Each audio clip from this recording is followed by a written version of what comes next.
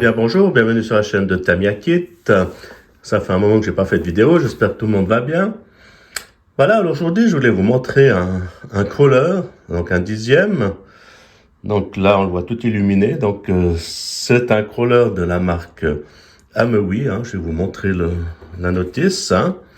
Comme ça on voit mieux le modèle et tout, le AMC Rock RCX 10.3 en version Pro, donc ça c'est la version Pro, il y a version basique et version roller.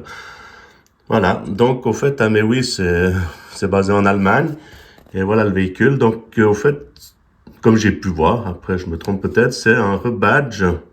Ils font des rebadges de véhicules connus, donc c'est de la marque Icon, si je m'abuse, faudra, si quelqu'un connaît, peut me dire dans les commentaires, mais simplement avec un tarif très agressif.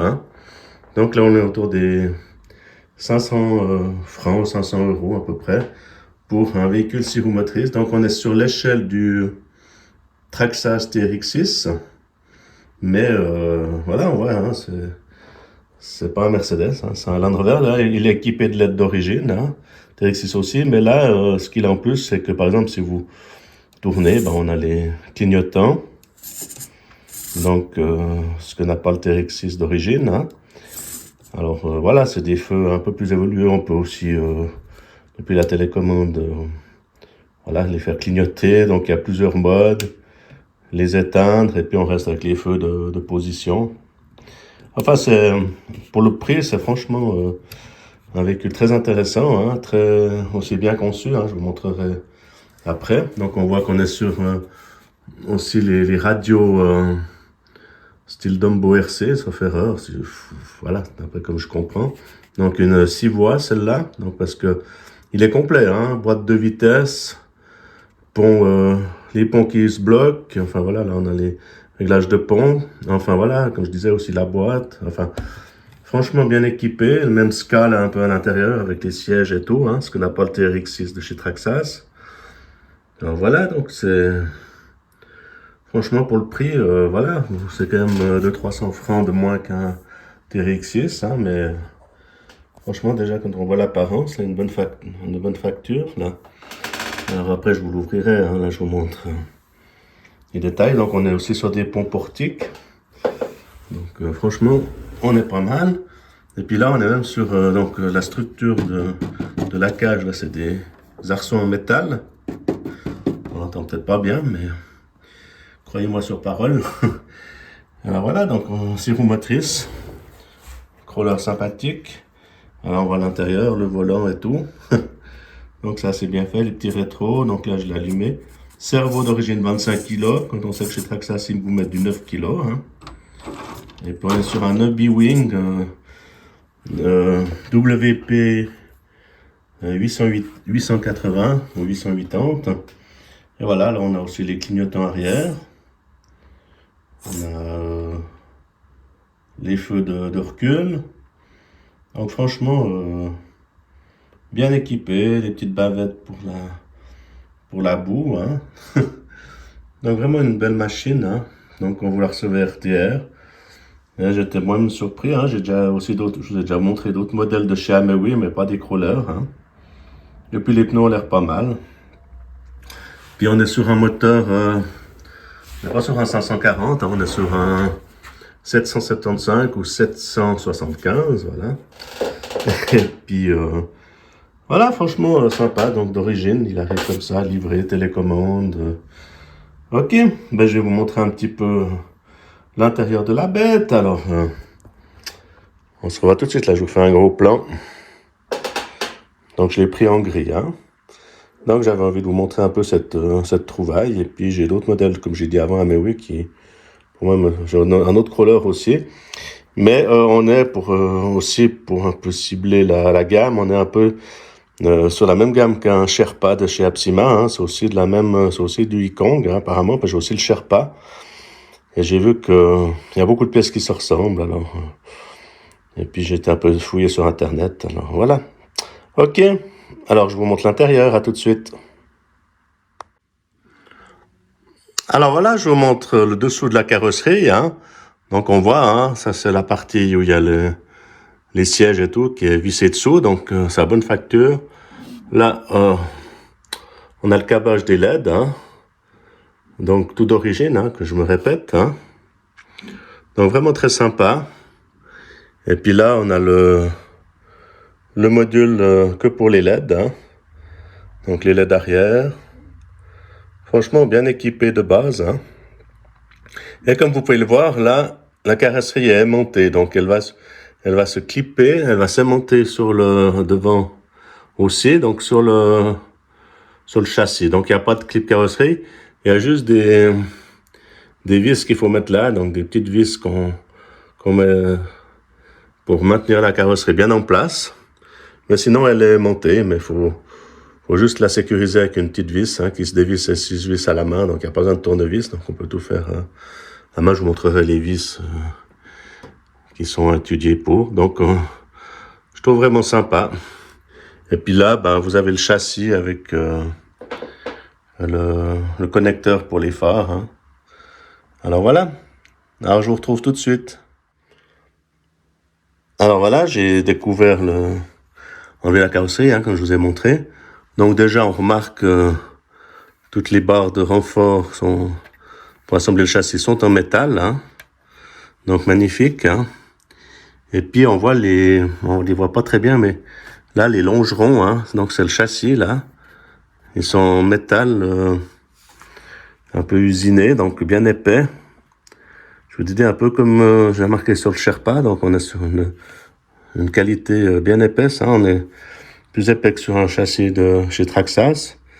Donc franchement, pas mal du tout. Là on voit les liens en métal aussi. Et là on devine un des cardans de transmission.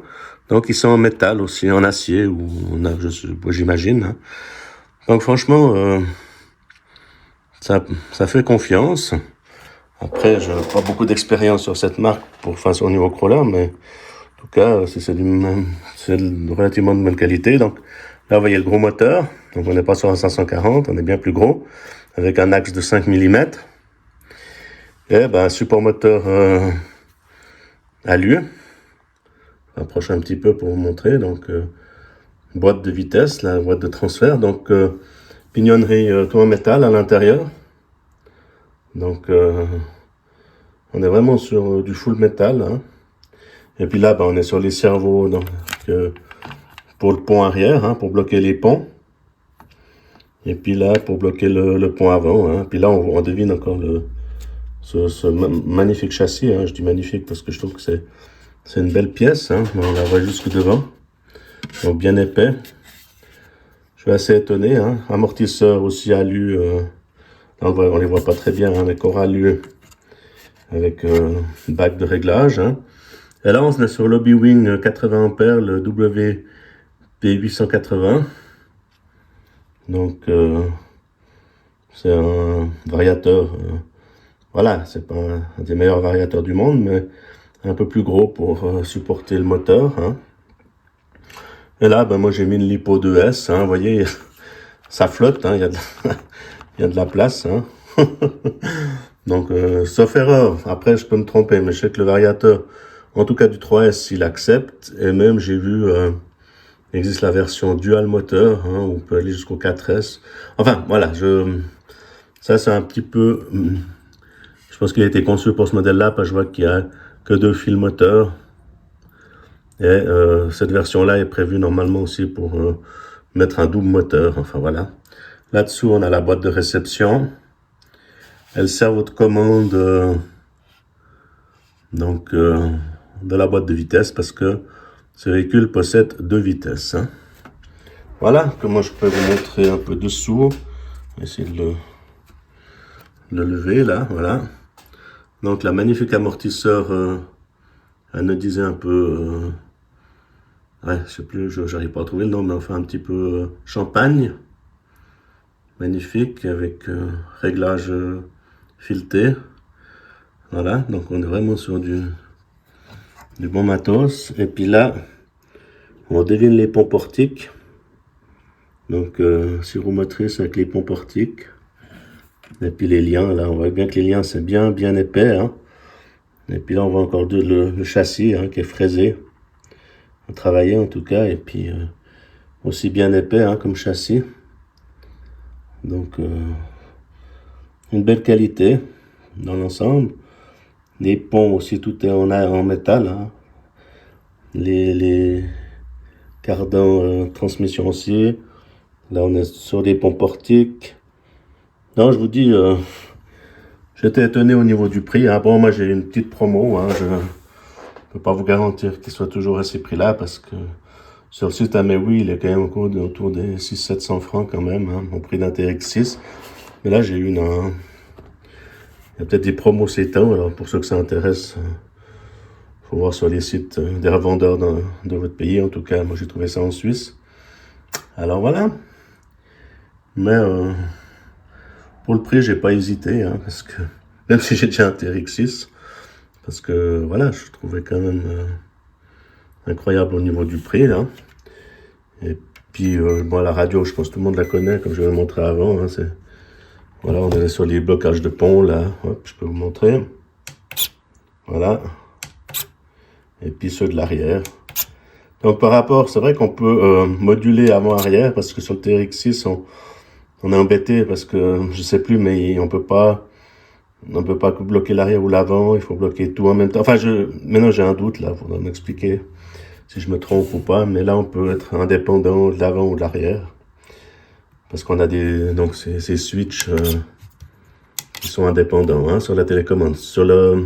Chez Traxas, on a un bouton avec 3 positions, et puis c'est un tout petit peu différent. Et puis là, ben, on a la boîte, ça fait voilà, la boîte de vitesse pour passer le rapport. Voilà, donc une fois que c'est enclenché, on a tout qui est allumé pour dire que c'est bloqué, puis qu'on a changé de rapport de vitesse, donc c'est assez intuitif. Hein. Et puis, voilà quoi, comment ça. Puis bon, un cerveau, ouais, puis je sais pas si vous voyez, on a un amortisseur sur le cerveau, là. Ici, là, je sais pas si on le voit, là. Donc ça c'est typique on a cette pièce là sur le Sherpa et on a quand même plus ou moins le même châssis, donc voilà. Et puis là on a une corne de cerveau en alu et puis apparemment ça travaille bien. Hein. Donc franchement une chouette machine. Et puis voilà, le variateur normalement est assez progressif. On voit. C'est pas évident sur la table, faut juste un peu s'habituer. Mais ça va déjà pas mal. Hein.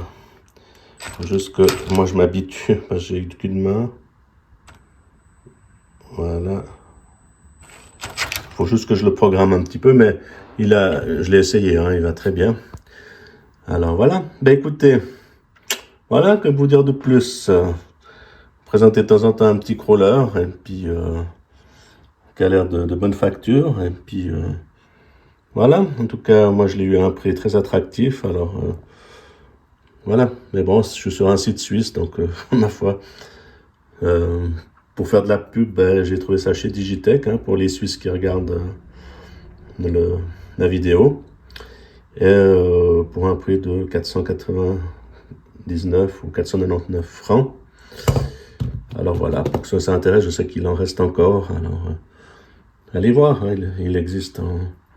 Il faut bien prendre la version pro. Alors voilà, mais il reste quelques pièces. Alors pas vous garantir à l'heure actuelle, mais vu le prix, alors ceux qui s'intéressent. Voilà. Alors, ben, je vous remercie d'avoir regardé cette petite vidéo. Et puis, donc, je vous dis à bientôt sur la chaîne Tamiya Kit. Hein. Je vous présenterai du Tamiya, mais là, ça me faisait envie de vous présenter ce joli petit crawler. Et puis, j'espère que ça vous plaira. Alors, voilà. Alors, je vous dis à bientôt. Et puis, un bon visionnage. Au revoir. Merci.